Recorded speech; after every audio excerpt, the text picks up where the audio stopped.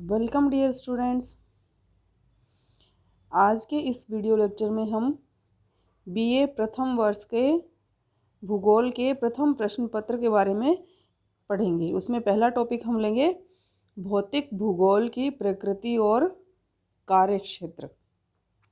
भौतिक भूगोल देखने से पहले हम देखते हैं भूगोल। भूगोल जियोग्राफी दो शब्दों से मिलकर बना है। जियो GEO जियो और ग्राफी। जियो मीन्स भू और ग्राफी मीन्स अध्ययन करना या वर्णन करना। तो इस प्रकार जियोग्राफी शब्द का पूरा अर्थ हुआ भू का वर्णन या पृथ्वी का वर्णन करना।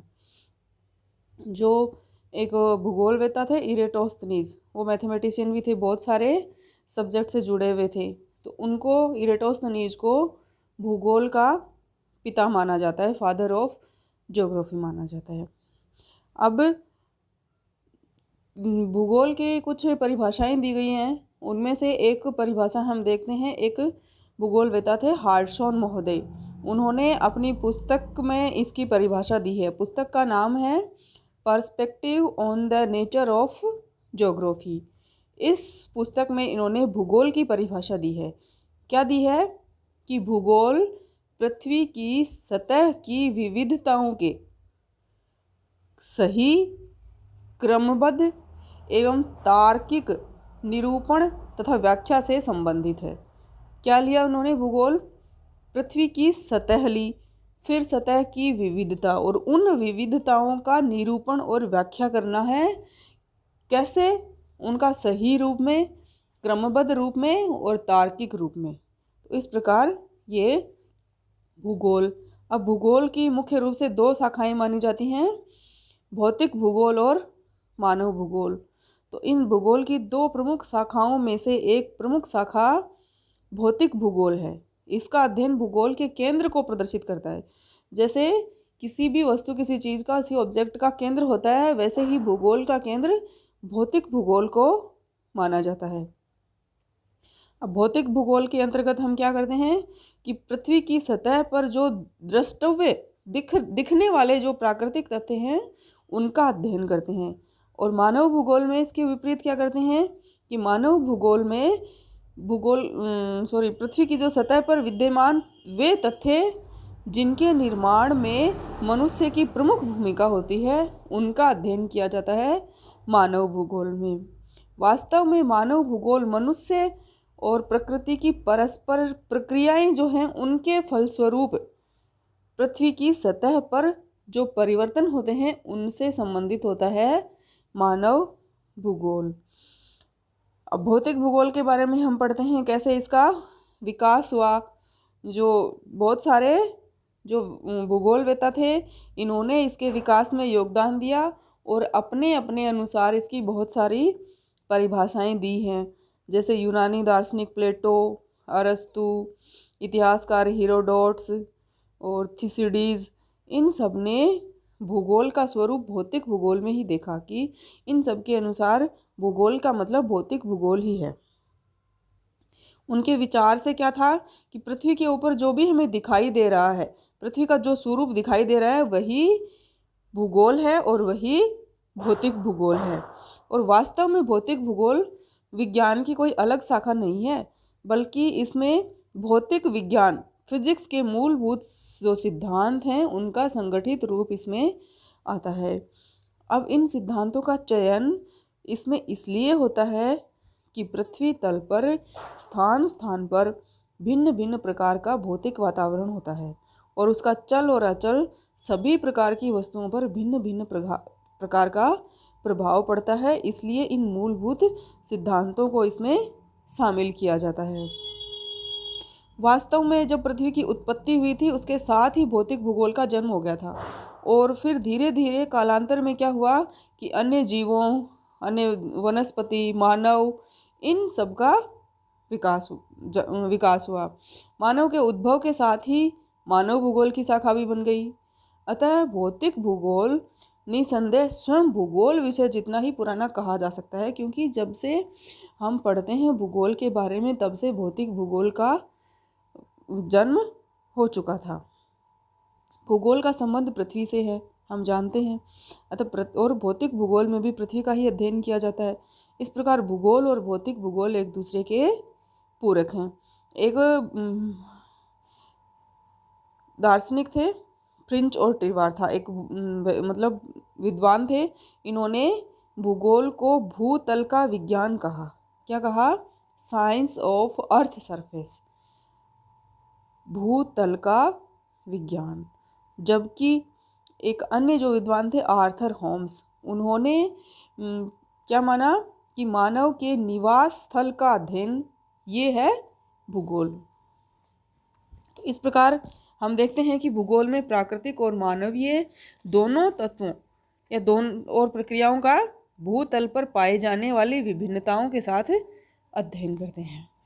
अब हम इसके जो भौतिक भूगोल है इसके लिए भिन्न भिन्न विद्वानों द्वारा दी गई परिभाषाएं देखते हैं। बहुत से विद्वानों ने अपने अपने अनुसार बहुत सी परिभाषाएं दी हैं भौतिक भूगोल की। तो कुछ परिभाषाएं देख लेते हैं। जैसे पहली परिभाषा हम देखते हैं आर्थर होम्स के अनुसार। इन्होंने क्या परिभाषा दी है? इनके अनुसार भौतिक पर्यावरण का अध्ययन ही भौतिक भूगोल है, जिसमें भू आकृति विज्ञान, जियोमॉर्फोलॉजी इंग्लिश में, समुद्र विज्ञान, ओशनोग्राफी और मौसम तथा जलवायु विज्ञान, क्लाइमेटोलॉजी, इन सबको सम्मिलित करते हैं। अर्थात इन सबको मिलाकर के जो भौतिक पर्यावरण का अध्ययन करते हैं वो ही भौतिक भूगोल कहलाता है। और एक अन्य परिभाषा हम देखते हैं कि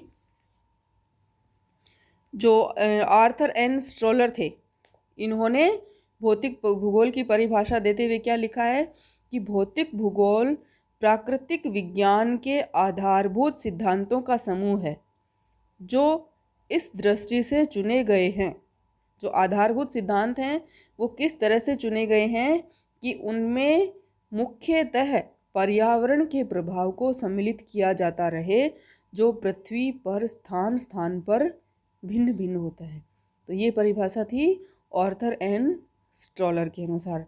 इस प्रकार हम देखते हैं कि भौतिक भूगोल एक सुव्यवस्थित विज्ञान कहला सकता है जिसमें पृथ्वी और उसके चारों ओर उपलब्ध भौतिक परिस्थितियां तथा उनसे उत्पन्न प्रक्रियाओं का प्रभाव स्थान स्थान के भौतिक पर्यावरण के अनुसार दिखाई पड़ता है और उसका प्रस्तुतिकरण अध्ययन हेतु किया जाता है। तो इस प्रकार कई सारी परिभाषाएं हमने भौतिक भूगोल की देखी। मुख्य रूप से क्या देखा कि भौतिक भूगोल पृथ्वी पर जो दृश्य विशेषताएं हैं उनका तार्किक क्रमबद्ध वर्णन और व्याख्या है, वो भौतिक भूगोल के अंतर्गत आता है। अब हम देखते हैं भौतिक भूगोल की प्रकृति, नेचर ऑफ फिजिकल ज्योग्राफी, कि ये किस तरह का है, इसकी प्रकृति क्या है, भौतिक भूगोल किस तरह का है, ये देखते हैं। इसकी कुछ विशेषताएं हैं। जैसे भौतिक भूगोल में यह भूपृष्ठ के अध्ययन से संबंधित है। ये हमने देखा बार बार कि भौतिक भूगोल में भूपृष्ठ का अध्ययन किया जाता है। तो इस प्रकार भौतिक भूगोल की एक महत्वपूर्ण प्रकृति ये है कि ये भूपृष्ठ के अध्ययन से संबंधित है। फिर अगली इसकी विशेषता है ये गतिशील विज्ञान है। गतिशील मीन्स इसमें निरंतर धीरे धीरे विकास होता रहता है, ये स्थिर नहीं है। प्रारंभ में इसका विषय क्षेत्र था वो बहुत कम था, धीरे धीरे इसका विषय क्षेत्र बढ़ता गया और उसमें आगे से आगे विभाजन होता गया और नई नई चीज़ें इसमें जुड़ती गई और जुड़ती जा भी रही हैं। तो इस प्रकार ये गतिशील विज्ञान है। अंतर संबंधों का अध्ययन, अंतर संबंधों का अध्ययन कि इसमें मुख्य रूप से हम क्या देखते हैं, भूगोल में मनुष्य और उसका पर्यावरण और प्रकृति, उनके मध्य जो संबंध होते हैं उन संबंधों का अध्ययन करते हैं। उन संबंधों के फलस्वरूप जो परिवर्तन होते हैं, जो परिणाम होते हैं और उनको प्रभावित करने वाले कारक होते हैं, उन सब का अध्ययन करते हैं। तो इस प्रकार ये अंतर संबंधों का अध्ययन भौतिक भूगोल। अगला भौतिक भूगोल का गुण है ये क्षेत्रीय समाकलन का अध्ययन करता है, क्षेत्रीय विशेषताओं को शामिल करके उनका अध्ययन करता है। अंतर विषयी विज्ञान, इसमें बहुत सारे विषय शामिल किए जा सकते हैं। जैसे इसमें फिजिक्स के हमने देखा था कि फिजिक्स के बहुत सारे सिद्धांतों को काम में लिया जाता है, मैथमेटिक्स के भी इसके में सिद्धांत काम में आते हैं। ये सोशल साइंस भी के, सामाजिक विज्ञान के भी बहुत से क्षेत्र जैसे राजनीति है, अर्थशास्त्र है, ये सब इसमें सामाजिक विज्ञान है, समाज विज्ञान, ये सब विषय इसके अंतर्गत शामिल हैं। पर्यावरण है, खगोलीय जो विज्ञान है वो, ये सब इसके अंतर्गत आते हैं, भौतिक भूगोल के अंतर्गत। तो इस प्रकार ये अंतर विषयी विज्ञान है। अगला और अंतिम और लास्ट जो सबसे महत्वपूर्ण भी है वो है अनुप्रयुक्त विज्ञान है, कि एक ऐसा विज्ञान है जिसमें सिर्फ थ्योरी पढ़कर उसको नहीं छोड़ा जाता, सिर्फ सिद्धांतों का अध्ययन नहीं किया जाता, बल्कि ऐसा विज्ञान है जिनके जो सिद्धांत हैं, उनको विषय जो मनुष्य का दैनंदिन जीवन है उस जीवन में प्रयोग में लाया जाता है। जैसे जलवायु विज्ञान इसकी एक शाखा है, इसके अंतर्गत आता है। तो उसके द्वारा हम मौसम पूर्वानुमान वगैरह ये सब करते हैं। तो इस प्रकार ये एक अनुप्रयुक्त विज्ञान है।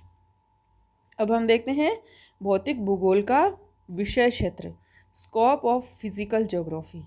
अब मोटे तौर पर देखें, जो भौतिक घटनाएं होती हैं जिनका अध्ययन भौतिक भूगोल के अंतर्गत किया जाता है, उनका अध्ययन किया जाता है। भौतिक घटनाओं का अध्ययन जिसके अंतर्गत किस किस को शामिल कर सकते हैं, स्थल मंडल, जलमंडल और वायुमंडल। तो ये तीनों भौतिक घटनाओं के अंतर्गत आ गए जिनका अध्ययन किया जाता है भौतिक भूगोल में। इसके अलावा भौतिक घटनाओं के अलावा जैविक घटनाओं का भी अध्ययन किया जाता है, जैसे जीव जंतु, वनस्पति, इन सब का अध्ययन किया जाता है। और फिर एक अंतिम मानवीय घटनाओं का अध्ययन भी भौतिक भूगोल के अंतर्गत किया जाता है। तो इस प्रकार भौतिक भूगोल का विषय क्षेत्र बहुत विस्तृत है, जिसके अंतर्गत भौतिक घटनाएं, जैविक घटनाएं और मानवीय घटनाओं को लिया जा सकता है। और उनको आगे भौतिक घटनाओं को 3 मंडलों में बांट दिया, जैविक घटनाएं और मानवीय घटनाएं अलग से ली गई हैं। इनको हम देखें तो चूँकि वर्तमान समय में भौतिक भूगोल अन्य भूविज्ञानों से जो चयनित विषय हैं उनका समन्वय और समूह मात्र नहीं है, वरन क्या है, ये भौतिक पर्यावरण और मानव के पारस्परिक क्रियाओं के प्रतिरूपों का भी अध्ययन करता है, जो अन्य विज्ञानों जिनसे कि भौतिक भूगोल का संबंध होता है उसमें नहीं होता है। इसका अपना एक अलग विषय क्षेत्र भी मान सकते हैं हम। अब भौतिक भूगोल में भौतिक पर्यावरण के क्रमबद्ध अध्ययन के साथ साथ भौतिक पर्यावरण और मानव के मध्य जो पारस्परिक क्रियाएं होते हैं उनका अध्ययन भी धीरे धीरे किया जाने लगा है। धीरे धीरे इसमें जो परिवर्तन होते जा रहे हैं उनको हम कुछ पॉइंट के हिसाब से के रूप में देख सकते हैं। जैसे कि भौतिक भूगोल को मानव कल्याण के लिए अधिकाधिक सार्थक बनाने की इच्छा और मानव भूगोल को इससे अधिकाधिक जोड़ रही है, ये और जोड़ करके पुनः इसको संवारने की कोशिश की जा रही है। अगला जो प्राकृतिक प्रकोप है, नेचुरल हैजर्ड्स हैं, ज्वालामुखी है, भूकंप है, सुनामी है, ये हैं चक्रवात, इनके प्रति अधिकाधिक झुकाव होता जा रहा है। और मानव द्वारा भौतिक पर्यावरण में जो परिवर्तन किए जा रहे हैं उनके कुप्रभाव, दुष्प्रभाव और उनसे जनित पर्यावरणीय समस्याओं का मूल्यांकन किया जा रहा है और उनके निवारण पर ध्यान दिया जा रहा है। जैसे कि जलवायु परिवर्तन वर्तमान समय में एक ज्वलन समस्या है और इसके मिटिगेशन के लिए बहुत सारे, इसके निवारण के लिए बहुत सारे प्रयास विश्व स्तर पर, स्थानीय और अन्य स्तरों पर भी किए जा रहे हैं।